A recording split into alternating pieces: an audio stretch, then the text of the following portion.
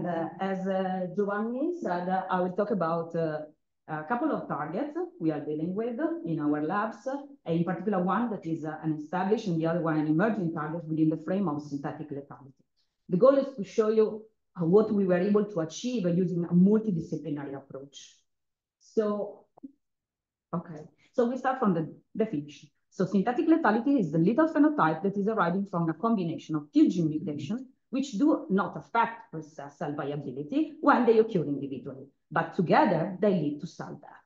The phenomenon was first described in 1922, coined then in 1946, but the potential within the drug discovery frame was discovered only when it was realized that targeting with a small molecule the synthetic lethality partner of a mutated, pathologically mutated gene, it was possible to achieve selective death of cancer cells, the one that were bearing the mutation. So in fact, in 2014, as you can see, in 2014, in 2014, the first drug that was approved within this frame of synthetic lethality was olaparib.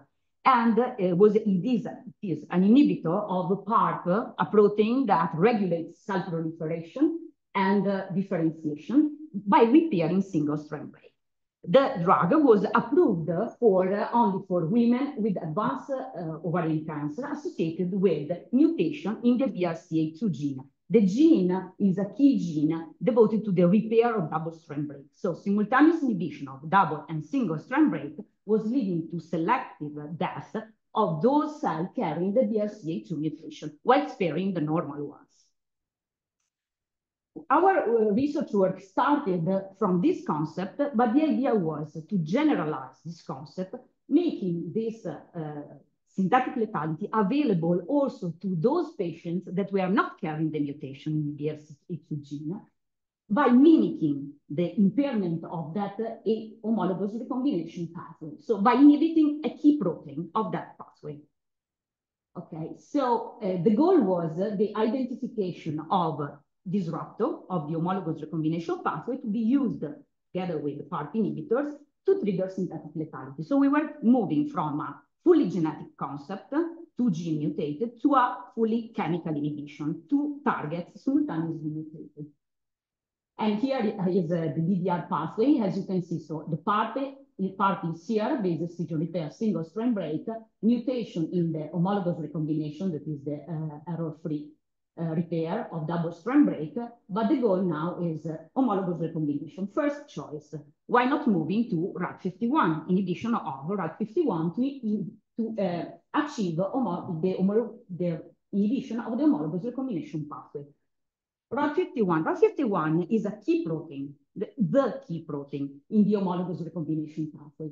And it is actually overexpressed in a wide range of cancers, and it is, what's the goal? Upon DNA damage, it is recruited from the cytoplasm into the nucleus, and it is located on the single-strand break that is broken, where it forms a nucleofilament that is fundamental for the homologous search of the template, for the repair and the subsequent strand exchange. All the process is driven and is controlled by ATP hydrolysis. In fact, RAD51 is an ATP-dependent recombinase. So the control of the ATP, so the formation of the fibril, the disassembly of the fibril, and also the stretch of the DNA that is necessary for the strand exchange, everything is controlled by ATP hydrolysis. And here you have just recently, see, in 2023, with the cryo-electron microscopy, it has been published in the literature, structure of RAD51 bound to ATP and ADP. If you take one monomer out of this fibril, you see that there is an N-terminal domain, the ATP binding site, but there are two areas, stretch that are fundamental for the oligomerization motif, for the formation and disassembly of the fiber. So the goal was, why not go instead of the promiscuous ATP binding site, not hitting these two cycloglycation motifs? So inhibiting the formation of the fibril was a way to inhibit the function of RAD51 and so impair the homologous recombination pathway. But according with the structure that was published well before in 2002, we could observe that this is a Rad51. As you can see, it is deprived of the N-terminal region, and now I will show you why. This is a crystal structure that was sold for Rad51 in complex with another protein, and we go back again to BRCA2. BRCA2, that was the one mutated in the patient, actually is the protein that is devoted to the recruitment. It is the key enzyme to recruit Rad51 upon DNA damage. And as you can see here, the sequence of the protein. In the middle of the protein, there are 8 BRC repeats that are 35 amino acids long that are fundamental to bind Rad51. They have a high homology, one with the other, but they have different affinity, not explained yet. We are working also on this for Rad51. Probably there is a role for this different affinity. But BRC4 that you see, the one that is here, is the one that has the highest affinity for Rad51. And this is the structure that was solved, and still today, it is the only structure that we have for the context of Rad51 with this partner BRCA2. As you can, as you can see here, these two, what we realize is that the two binding pockets of BRC4, this repeat with Rad51, are the same that allow the oligomerization of Rad51. So basically, at this point, instead, these two oligomerization inhibiting the oligomerization of Rad51, the formation of the fibril, was translated into we have to inhibit a protein-protein interaction, Rad51 with BRC. Okay, what we have done, and here is just a sum up of our study, using negative staining electron microscopy, immunogold staining, and a series of biophysical approaches from dynamic light scattering, SLS, DLS, microscale thermophoresis, we were able to show that actually when Rad51 is in the cytosol, it is recruited by BRCA2. How? There is a filament of Rad51, and Rad51, BRCA2, I'm sorry, is able to import the fibril. How? By detaching one monomer at a time of Rad51 starting from the terminal. So, and how it is allowed by ATP hydrolysis.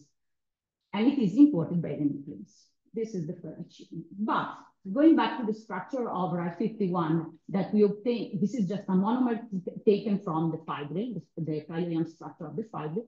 We try to dock the BRCA4 into the structure of Rad51 in the presence in green, you see the N-terminal domain, and there is a clash. It is not possible for BRC4 and so BRCA2 to bind Rad51 if the N-terminal domain it is there, or at least it is there in the position in which we can find it within the fibril.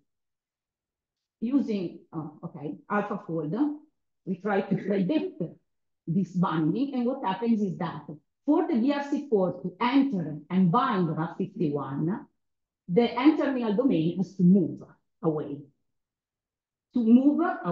And we prove this doing a Sachs analysis on a specific form of Rad51. What we did recombinantly, we insert 2 mutations in the oligomerization site of the protein, and we were able to stabilize a monomeric form of Rad51. On that monomeric form, we perform a Sachs analysis, and we observe that actually in the presence of BRC4, this N-terminal domain has to move away, and it is basically completely unfolded. In fact, this is a five-state model that describes the flexibility of the N-terminal domain when the BRC4 is binding. This is, as I said, for the mechanistic point of view. So again, we move from simultaneously, the goal was inhibiting PARP together with the BRCA2 at the beginning, then now has become inhibiting simultaneously PARP and the drug-drug interaction. So moving to the drug discovery, now stating that the goal is inhibiting the interaction between Rad51 and BRCA2.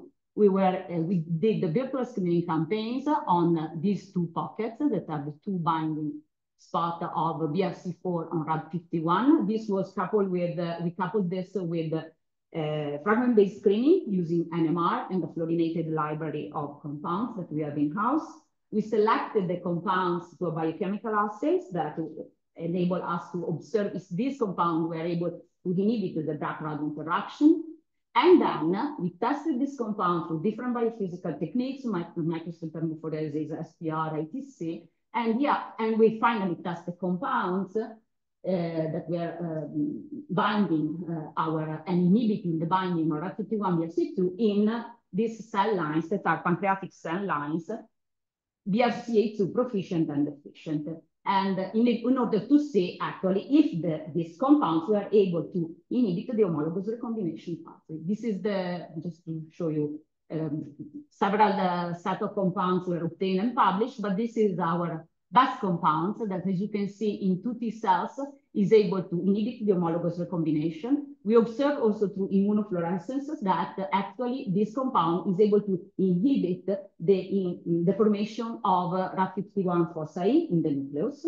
So we are really actually inhibiting the recruitment of RAF51 in the nucleus, and so to perform its activity. And everything was again proved in 3D cell culture with spheroid formed from the pancreatic cell lines and patient-derived. But to go back to our compound, the compound is a arsenic mixture. So first of all, we had an issue in trying to optimize this complex, this compound, and improve it. There were solubility issues. So at this point, we tried to see how the compound was working and its exact mechanism. What we did was to separate the 2 enantiomers and test separately the 2 enantiomers, both with biophysical assays, but in particular with in-cell assays. What we realized is this, that actually why the S enantiomer is mainly going into the targeting the drug-drug interaction as it was designed for, the R enantiomer was mainly targeting 3 kinases that actually by serendipity are within the same pathway of the RAF51. So basically what we were achieving, and that's why the potency of the compound, we were achieving a within pathway synthetic lethality with 1 arsenic mixture hitting 4 targets at the same time. And we achieved this by actually observe it retrospectively by serendipity, but actually that's the goal where we should go to try to hit with 1 or 2 molecule multiple compounds. Then we went further, trying to test exactly where we were inhibiting the activity of the cell and why we were inducing cell death, and realized that actually with this compound we were arresting the cell cycle within the G2NM phase. We observe a decrease in the migration, proliferation, and mitochondrial activity of the cell, and increase in cross production, DNA damage, and apoptosis. So we were able to describe exactly the effect of a compound that was inducing cancer cell death. This is as far as the first target is concerned. And now just briefly, I go to tell you a little bit more about the new newcomer in our laboratory, that is RAF51, the RAF52. Despite the same name, the 2 proteins share few things. Actually, they, while the first one, as we said, is an ATP-dependent recombinase, RAF52 has no ATP binding site, is binding DNA, RNA, while the first one is forming a filament, the second one forms ring-shaped oligomeric structure. The first one is involved in homologous recombination, while RAF52, it is present in the homologous recombination because it's supporting also RAF51 in the loading on the single-strand DNA, but actually its main activity is a single-strand annealing. So an error-prone repair of the DNA. And the key difference is that while RAF51 is critical for normal cell survival, RAF52 is not critical for cancer, for cell survival in general. Reason why it was overlooked for many years as a pharmacological target. First of all, because it was dispensable. Second thing, because there are no known mutation, no reported mutation on this gene that have been observed in human tumors. But these weaknesses became strength only when it was realized that RAF52 is becoming critical, so necessary for the proliferation of cells in the absence with the mutation of BRCA2. So when the homologous recombination is impaired, probably there is an activation of an alternative pathway that allows the cell to survive. In fact, if we go back to the synthetic lethality, what was observed that sometimes it happens that even in this situation, in the BRCA deficient cells and PARP inhibition, we still have resistances that are time dependence resistance that are coming and a partial cell death. So the goal for us was achieve a situation like this, so lead to cell death with a simultaneous inhibition of PARP and RAD52 in a BRCA deficient environment. The goal so was to achieve a more robust synthetic lethality, but at the same time, with this sudden cell death, was possible to prevent the emergence of resistances. Now I'll go further. Now I'll explain you later. What we knew when we started was this is the structure, the sequence of RAD52. There is an N-terminal domain that was actually solved as a truncated structure and as a ring-shaped structure, 11 monomer ring-shaped structure, the N-terminal domain, while the C-terminal domain is binding RPA and RAD51, but there was no structure since basically last year. We know that in the N-terminal domain, there are not one but two DNA binding sites, one inner and one outer, that are fundamental for the function of the protein of single-strand RNA. What we were able to do was to solve the full the structure of the full-length protein that was published, that is now in preprint version, but has been accepted. And here you see the cryo-EM structure that was solved by electron-micro cryo-EM at 2.16 angstrom, that is the highest resolution available at this point. And this allows us to, besides the resolution, to reconstruct all the water shell network, so the hydration shell, identifying all the molecules that are supporting and strengthening all the protomer structure, but also the protomer interaction within the ring. Moreover, since we solved the structure in the absence of DNA, what we observed that in the inner binding site, there is a ring of water molecule that is preserving and the opening of the ring for the incoming DNA. But the structure that I described until now is very similar to the structure of the N-terminal domain that was solved by crystal structure. Where is the C-terminal domain? The C-terminal domain is a cloud of undefined electron dense cloud that is on top of the ring. You can see it both in the 2D plus average side views and also in the 3D plus.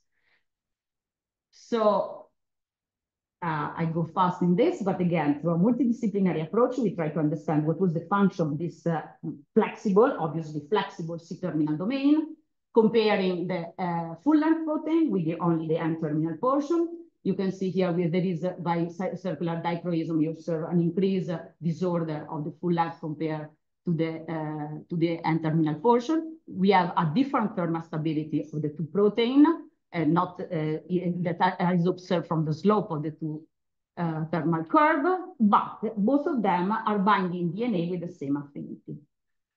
Again, we observe that both proteins are able to force to self-oligomerize, but this process is more evident, the self-oligomerization, the formation of high molecular weight species for the full length compared to the N-terminal region.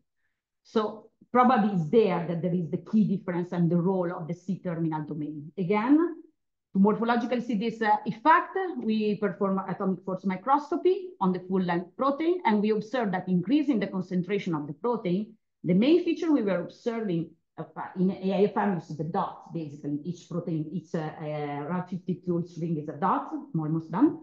You observe an increase in the Z direction, mainly in the Z direction. When you increase only the concentration, sorry, I went one further. When you see, you have only the protein, you increase the concentration in the Z direction. Probably they are piling up, stacking one on top of the other, the ring. But when you add the DNA, single or double strand DNA, you observe the localization of these RAD52 rings along the DNA. So for confirming the function. So probably there is a role of the C-terminal domain in this formation of oligomeric structure that are functional for the DNA work. Again, we perform sex analysis also on this RAD52. And for the first time, we were able to describe basically the unfolding and flexibility of the C-terminal domain that allowed us to define this protein as an intrinsically disordered protein. as all the intrinsically disordered proteins, they probably become folded upon binding of a partner. Reason why now we are going into the cryo-EM or another structural analysis of the RAD52 in complex with the binding partner. This is the final part. We exploiting the watershed network that we identified with the cryo-EM. We are working now with these approaches to inhibit this protein, drug discovery, by hindering the DNA binding site, but just to be identify less promiscuous inhibitor, we try to affect the protein-protein interaction, breaking the impairing the RAD52 ring, therefore the activity. And no, this is just one of these examples with the virtual screening. We are trying to simplify the system. We are taking into account only 5 protomers instead of the whole ring, just to make more available and to make easier to probe the protomer-proton interaction. We identify all 38 pockets, potential binding pockets. We cluster them. Now we have 12. We are performing virtual screening on each of these pockets, and then we will, again, through a pipeline of biophysical approaches, starting from testing the binding to our target, then FRET-based assay and assay to assess the ability of this inhibitor to inhibit DNA binding and inhibit the activity of the protein, to get to the cell-based assay to test their ability to inhibit RAD52. This is the work that we are doing, just exploiting different targets. The perspective is that on one side to assess the drugability of RAD52, because until now there are no known inhibitors that are in preclinical or clinical phase. So we are in this process. And then the other goal was to propose RAD52 as an alternative to PARP inhibitors. Right now, PARP are the only inhibitors that are being approved for in a synthetic lethality framework. But what we propose and we are trying to confirm is in a BRCA2 deficient environment, we can inhibit in RAD52, we can achieve cell death, even if PARP is active. And this would be a first alternative to the treatment with the PARP inhibitors. So the goal of this, the take-home message, I think, of this story that I told you is that, first of all, these are 2 targets of the synthetic lethality within the synthetic lethality frame, but more synthetic lethality pair has to come with the genome screening, system biology that is approaching. And on the other side, what I want to show you is that also for this target, the best and most effective way is not going to the active side of this target, but secondary allosteric sites. And with this, I thank all the collaborators first of all, Professor Cavalli, from which all this work started, his ideas, his PhD student for the biophysics chemical part, the facility, the structural biophysics facility for the support for the NMR and biophysical activity, the electron microscopy facility for the solution and the cryo structure. University of Bologna, we are collaborating both for the chemical part, chemistry, the synthesis of the compound with Professor Roberti, and Federico, Riccardo, and Mattia, that are the one who solved all the work on the computational analysis. And thank you all for the attention.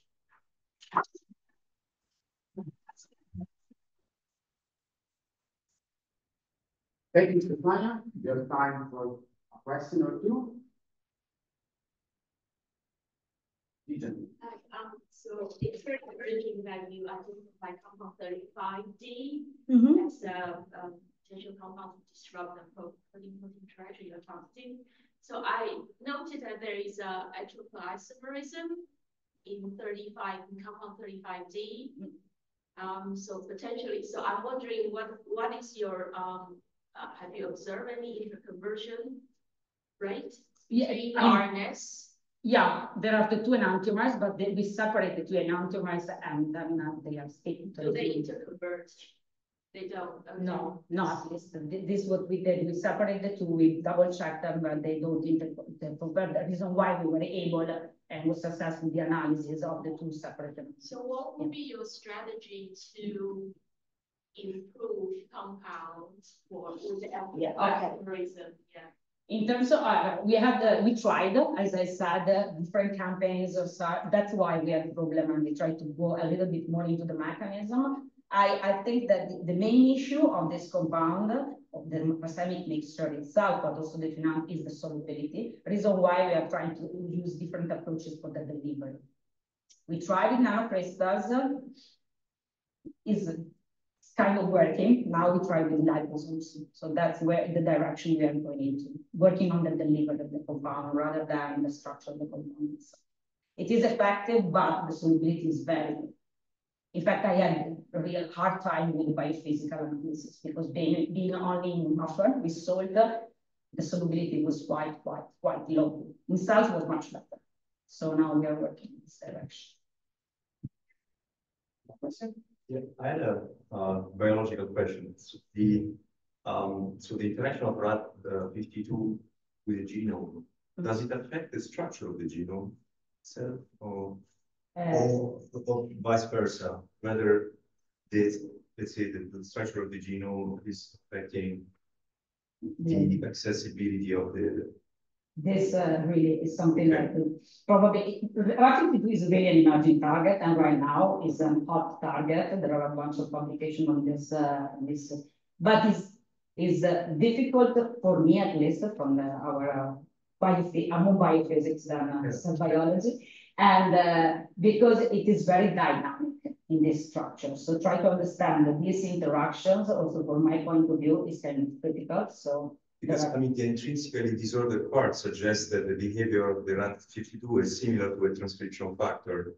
Yeah. And that would imply that only certain kind of genomic structure are allowed to have an interaction with, with the protein itself. So that's why I was wondering whether the intrinsic, let's say, organization of the genome is implied by that. Yeah, as far as I know, I don't know about studies in this direction, but for sure it's one of the direction we have to go because of this flexibility, as you said, this unfolded structure of the seed that for sure has a role and probably a dominant role in all the function. Cool. All right, let's thank again the speaker.